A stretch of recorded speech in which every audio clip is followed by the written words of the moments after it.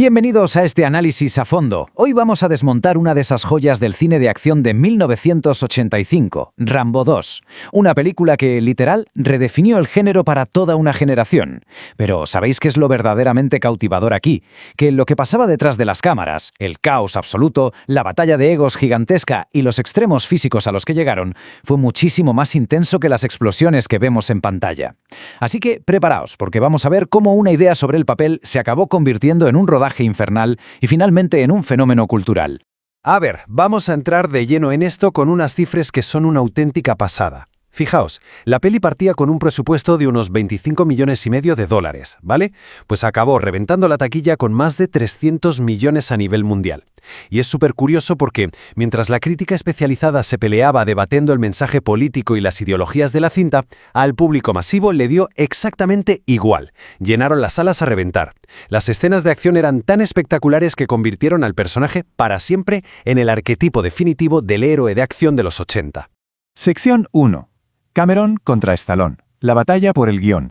Y esto ilustra perfectamente el choque de trenes que hubo en la creación. Resulta que a principios de los 80, un jovencísimo James Cameron escribió el primer borrador mientras esperaba para rodar Terminator. Su visión era un thriller psicológico súper centrado en el estrés postraumático de los prisioneros e incluso le ponía a Rambo un compañero tecnológico. Pero luego llega Sylvester Stallone, coge ese guión y dice no, vamos a simplificar esto. Quitó la complejidad emocional, metió muchísima más acción en vena y añadió sus propias pinceladas políticas. Básicamente, dos visiones completamente distintas e incompatibles peleando por el mismo libreto. Para que os hagáis una idea de lo loca que era la versión de Cameron, vamos a repasar algunos detalles. El título iba a ser Primera Sangre 2, La Misión. Pero aguantad, porque el compañero tecnológico que os comentaba estuvieron a punto de dárselo a John Travolta, que ya había currado con Stallone. Además, había una escena donde el rescate del coronel Trautman se hacía en un hospital psiquiátrico. Y si esto suena de algo, es porque es exactamente la misma idea que Cameron recicló magistralmente años después para sacar a Sarah Connor en Terminator 2. Brutal, ¿verdad? Bueno, pues la reacción de Cameron al ver lo que Stallone había hecho con su obra, digamos que no fue de mucha alegría. Stallone le cambió el título para dejar claro que era una franquicia rollo Rocky. Y Cameron, viendo que habían borrado todo su desarrollo de personajes y solo quedaban las coreografías de acción, se llevó las manos a la cabeza. De hecho, no le hizo ninguna gracia el nivel extremo de violencia y el tono político, así que aunque su nombre seguía en los créditos oficiales, se pasó años distanciándose del proyecto en las entrevistas. Sección 2. Un rodaje infernal. De Tailandia a México.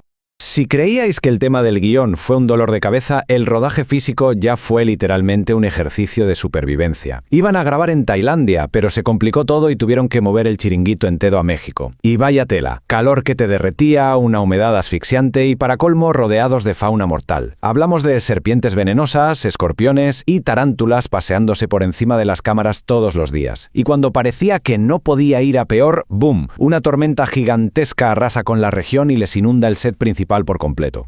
Pero ojo al nivel de compromiso de esta gente, porque es para aplaudirles. Para hacer que México colara como si fueran las selvas de Vietnam, el equipo de diseño no usó 4 trucos de cámara baratos. ¿Qué va? Se convirtieron en agricultores. Literalmente contrataron a un ejército de personas para sembrar y cultivar inmensas terrazas de arroz reales en medio de México. Todo un esfuerzo titánico, costase lo que costase, solo para que el espectador sintiera que el entorno era 100% auténtico. Aunque, por desgracia, no todo fueron anécdotas de tormentas y arroz. Todo este caos logístico se cobró un precio real y verdaderamente devastador.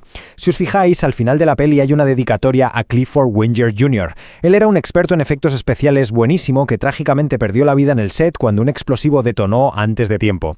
Es un recordatorio bastante duro de que detrás de toda esa magia y adrenalina que vemos en el cine de acción, hay personas jugándose el tipo de verdad. Cambiando un poquito de tercio para aligerar, es súper curioso lo que pasó con el villano de la peli. Al principio le ofrecieron el papel del burócrata Murdoch al gran Lee Marvin, pero dijo que no. Así que el papel cayó en manos de Charles Napier. Y madre mía, lo clavó tanto. Hizo un personaje tan increíblemente cínico que durante años la gente le paraba por la calle solo para decirle el asco y el odio real que le tenían. Conseguir que el público odie más a un tío de traje en un despacho que a los propios soldados enemigos, eso es de ser un actorazo. Sección 3. El entrenamiento de Stallone. Transformación física extrema. Entonces, el punto clave aquí es entender cómo Stallone se convirtió en esa máquina de matar que vimos en pantalla. Estuvo 8 meses preparándose, pero justo antes de rodar, la cosa se puso seria. Llamó al legendario Franco Columbu y se metió en un campamento base de 7 semanas que parecía sacado del ejército. No era ir al gimnasio a levantar hierros y ya, era una ciencia exacta. Ejecución perfecta, la dieta pesada al milímetro, control absoluto de suplementos y unas horas de descanso obligatorias que no se podían saltar por nada del mundo. Pero aquí viene mi parte favorita de todo este régimen espartano. Resulta que Stallone odiaba el día de pierna, lo detestaba profundamente. Así que Colombo y él llegaron a un acuerdo brillante. Como Rambo se pasa toda la peli con pantalones militares anchos y botas, y la cámara solo iba a enfocar esos brazos enormes disparando, pues decidieron saltarse casi todo el entrenamiento de piernas. Literal. Si no va a salir por la tele, ¿para qué sufrir haciendo sentadillas? Un genio. Claro que de nada te sirven esos músculos gigantes si frente a la cámara te mueves como un pato mareado. La preparación técnica fue igual de bestia. Contrataron a asesores tácticos para enseñarle técnicas reales de supervivencia. Le tuvieron horas y horas practicando combate cuerpo a cuerpo con ese pedazo de cuchillo diseñado para la peli. Y por supuesto, la arquería. Tuvo que aprender a dominar ese arco de poleas hasta que se convirtió en la marca de la casa absoluta del personaje. Sección 4. Secretos y revelaciones finales. Lo que el público no vio. Nos metemos de lleno en la postproducción, y esta anécdota es oro puro. Hay un momento súper dramático donde el personaje de Kobao muere, ¿vale? Pues originalmente, para darle más dramatismo, el director le metió un triple zoom hacia atrás loquísimo mientras Rambo pegaba un grito al cielo. ¿Qué pasó? Que cuando lo enseñaron en los pases de prueba, en vez de llorar el público se moría de la risa. Era tan exagerado que parecía una comedia. Los montadores tuvieron que volver corriendo y meterle tijera a la escena para no cargarse la película entera. Y aunque tuvieron esos desastres en el montaje visual, el sonido fue otra historia totalmente distinta. Un dato que muy poca gente sabe es que, con toda la polémica política y las críticas que tuvo, la Academia de Hollywood se rindió ante su nivel técnico. Rambo 2 se llevó una nominación al Oscar a Mejor Edición de Efectos de Sonido, la única de toda la franquicia. Todo un reconocimiento a ese curro inmenso de darle vida a cada disparo y cada hoja crujiendo en la jungla. Vale, y lo que es realmente alucinante de este rodaje salió a la luz muchísimos años después, y todo gracias a Kurt Russell. Resulta que Russell confesó que él había dirigido la película Tombstone en secreto, mientras que George Cosmatos solo ponía el nombre.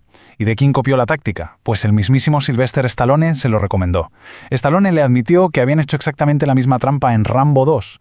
Cosmatos era el director oficial sobre el papel, pero en el set el que cortaba el bacalao y dirigía de verdad era Stallone. Y os preguntaréis, ¿por qué montar semejante teatro?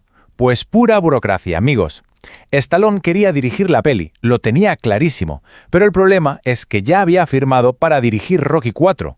Y claro, las reglas del poderoso gremio de directores prohíben totalmente que una misma persona figure como director en 2 megaproducciones a la vez.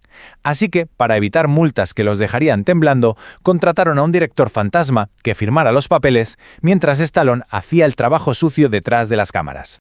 Así que todo este viaje detrás de las cámaras nos deja pensando un poco, ¿no? Si una de las películas más taquilleras de los 80, que encima estaba nominada al Oscar, operaba con un director en la sombra solo por saltarse una norma sindical, ¿qué más nos están ocultando los créditos de nuestras pelis favoritas? ¿Cuántos otros clásicos tendrán a su verdadero creador escondido? Es fascinante, y desde luego nos demuestra que a veces la mejor historia de una película es la que ocurre cuando las cámaras dejan de grabar.